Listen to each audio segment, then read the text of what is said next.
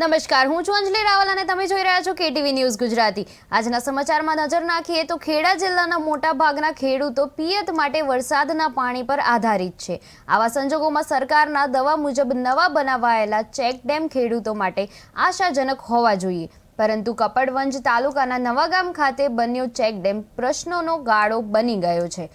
સ્થાનિકો ખેડૂતોનો આક્ષેપ છે કે નવાગામ નજીકની વરસાદી નદી પર જે ચેકડેમ બનાવવામાં આવ્યો છે તે જમીનથી માત્ર 3 ફૂટ ઊંચો છે, જ્યારે અગાઉનો ચેકડેમ લગભગ 8 ફૂટ ઊંચો હતો અને જૂના ચેકડેમને માત્ર રિનોવેટ કરવાનું હોવા છતાં સંપૂર્ણ નવા ચેકડેમ માટે રૂપિયા 2.40 કરોડનો ખર્ચ કરાયો છે।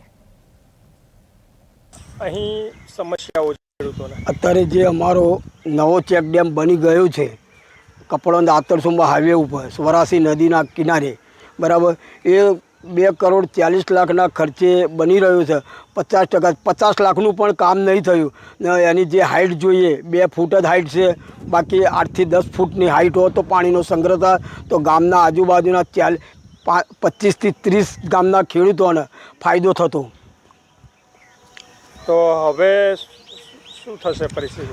પરિસ્થિતિ એક જે અમારો જૂનો ચેકડેમ હતો એનું એ જો રિપેરિંગ કરીને ચાલુ રાખ્યો હોય તો આના કરતાં પણ પાણીનો સંગ્રહ વધુ થતો ને આજુબાજુના ખેડૂતોને પાણીનો ફાયદો થતો। શું કહેશો સરકારને? સરકારને અમે રજૂઆત કરી છે, છેક સુધી કોઈ પણ જવાબ હજુ સોલ્યુશન આવ્યું નથી। જિલ્લો ખેડા। ભૂપેન્દ્રભાઈ, હા, ખેડૂત તરીકે આપના કયા પ્રશ્નો છે, શું કહેશો? અમારા વરાસી નદીમાં ચેકડેમનો પ્રશ્ન મોટો એક છે। ચેકડેમ સરકારશ્રીએ 2.40 લાખ ફાળવ્યા હતા, એમાં ચેકડેમ જમીનથી ઉપર 7-8 ફૂટ હોય તો ખેડૂતોને ફાયદો થાય।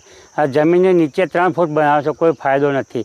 એનાથી અમારો જૂનો ચેકડેમ જો રિપેરિંગ કર્યો હોત તો મોટો ફાયદો હતો અને સરકારના પૈસા બચત અને ફાયદો થાત।